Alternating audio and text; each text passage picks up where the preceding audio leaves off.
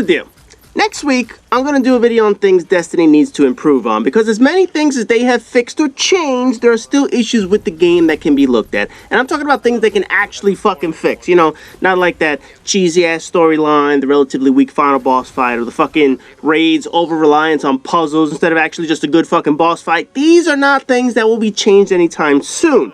So that video is going to address things to a change, but before I get all negative on them, I figure I should play nice, and I'll point out the improvements that they made to the game that might be overlooked. Some of these are key changes, others are small quality of life improvements that players have benefited from. Well, except the YouTube auditor, because he can go fuck himself. So let's start with the easiest and most improved element, number 1. Public events. Everything across the board with these events have been improved, from the loot that you get from them, to the timer that you see on the map, to knowing when they're going to be starting, to rallying the flag to replenish your super and your ammo if you wanted to the heroic version of the event, which requires you to perform a quick mechanic to activate the motherfucker. Everything about public events has improved, and probably the most played content in the game due to how quick they are to beat and how many are active at one time. Essentially, for people that are farming right now, this is the best way to rank up. It's the best way to get drops. It's the best way to get legendaries, best way to get exotics. So undoubtedly, this is the biggest improvement to Destiny 2. Hands down, by far, public events. Number 2, fast travel. Motherfucker, did we need this in Destiny 1? Oh god, I remember there was so many times I wonder, why couldn't I just spawn in the rocket yards? Or why couldn't I just go to the fucking Hellmouth or any of the other locations on the map? The ship was dropping us off. It's not like we needed to be teleported or anything. And story missions and strikes already put us in different locations. So what the fuck was the reason we couldn't spawn in a different location on the map?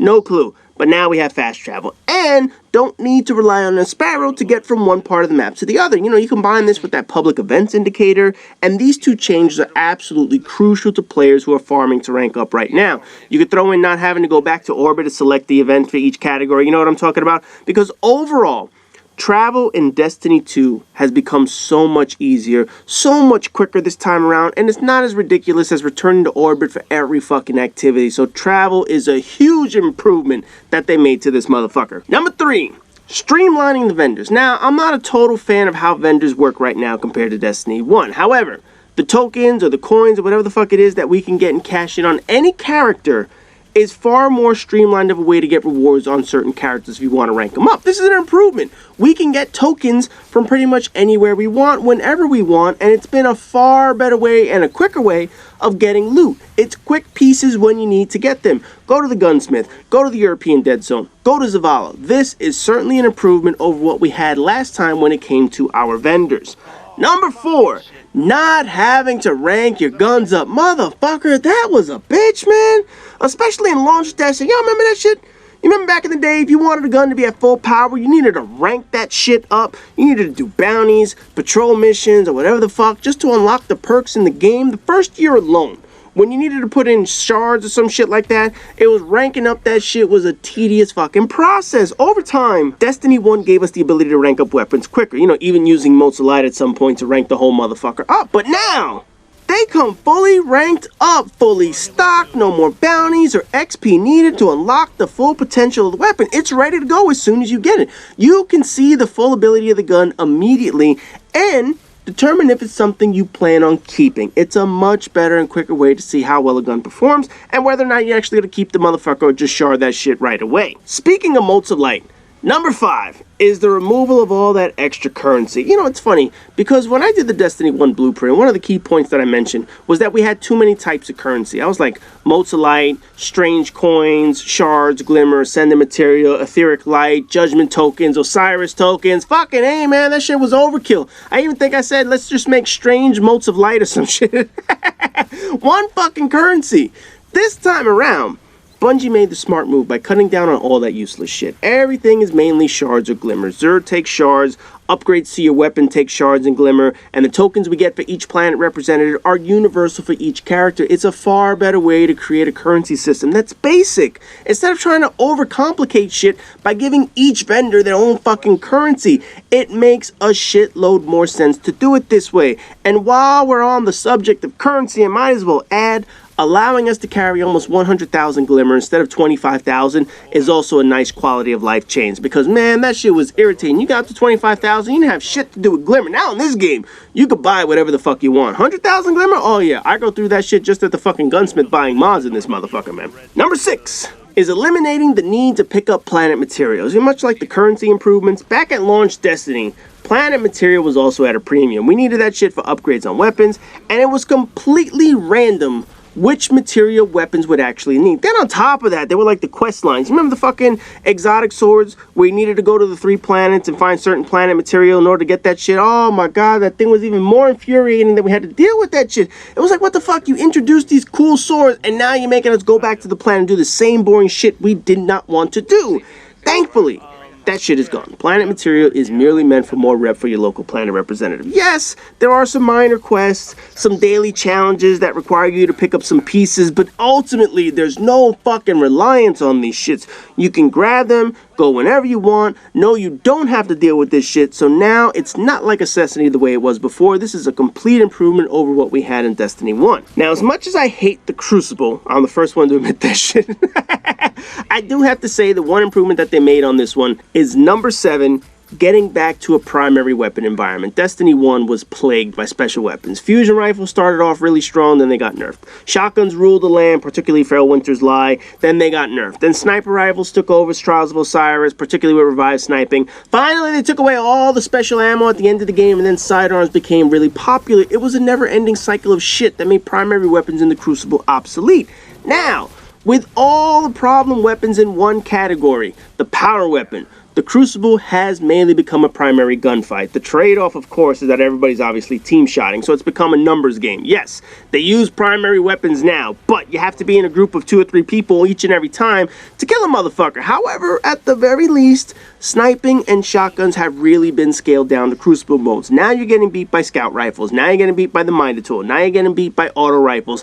At least it's not the shit we saw in Destiny 1, where all it was Felwinter's Lie and 1,000-yard stare. So at the very least, they scaled back what those special weapons are able to do. Number 8, guided games. We all know that at some point, friends will get bored of this game. People are going to leave, people are going to move on to other games, or they're going to wait until new content arrives and they won't play Destiny as much. Shit, I remember there were certain DLC packs when I was the only person playing that shit. And I was trying to do Nightfalls and Raids, and I was dependent on LFG at times. It sucks when you want to play with friends, but you know that everyone has a different threshold for gaming. At some point, they're going to say, you know what, I had my fill of Destiny, and at some point, they're going to have their fill of Destiny too. So instead of going outside websites, Bungie added their own version of LFG. I will say this though, it's not great. I think it needs to be greatly improved, but otherwise, it's a good start to an idea. I think over time, it's going to get the improvements that it needs, but right now, people could be real asshole with guided games with no penalties for being an asshole, but otherwise, the concept is a much better idea. The fact that they've now added the ability for randoms to find a team is a good start. They just need to make improvements along the way so that it's actually a quality product. Number 9, all the clan shit. I swear, I get home on Tuesdays, I see a Nightfall reward, I see a Crucible reward. I'm the one that's most likely going to get the raid reward for the people, so it's nice getting shit from your friends because your clanmates knock that shit out. That's what I like to see, and that's just how we roll. Quick plug for Prestige Gamers, of course. Anyone wants to join, I'm telling you right now, by Tuesday we get all our shit. And when you finally go visit Hawthorne to collect your shit that your teammates got you, you get some pretty decent shit from the engrams. I'll tell you right now, I got an exotic off for that motherfucker. Legendary bumped up to an exotic. Of course, it was a fucking repeat exotic, but we're not going to talk about that shit. But because of my light level, I'm bumping up into some pretty decent gear at this point from right now. She's giving me some pretty good drops, so that's an excellent addition to the game, and it's nice that friends are ranking you up just playing their activities, although the fucking increase in public awards event doesn't seem to be working for everyone. You know, I know Hatred and Bike Crazy, they said they did like 50 public events and they didn't get shit. I did 6 public events for the Flashpoint this week, and I got 2 exotics right off the bat, so that was a pretty good ratio, but others obviously aren't as lucky as me.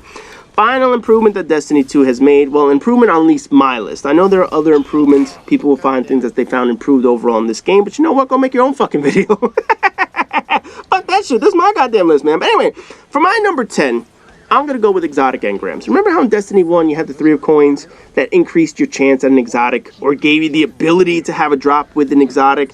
You need to have strange coins to buy 3 of coins, to fight a boss that could drop an exotic. While using these and farming boss for exotics was certainly fun, the reality is Destiny 2 has done a lot better. Granted, everyone wants to get an exotic for every fucking activity. You want to beat every public event, get an exotic. That's just not the norm. You have to understand that. However, what has improved is that virtually every activity is exotic loot eligible. Public events mentioned earlier, obviously the best way to farm for exotics, since it's quick to finish the activity. You finish one, you run on to the other, you have your chance for an exotic. Adventures, they have a small possibility. Lost sector loot chests, they also have a small possibility in landing them, as do the normal chests around the world and shit like that. Cage treasure maps, I've gotten exotics each week I've done that shit. Strikes, Crucible games, the luminous engrams that are awarded after certain activities like Nightfall and Flashpoint, Call to Arms and shit like that.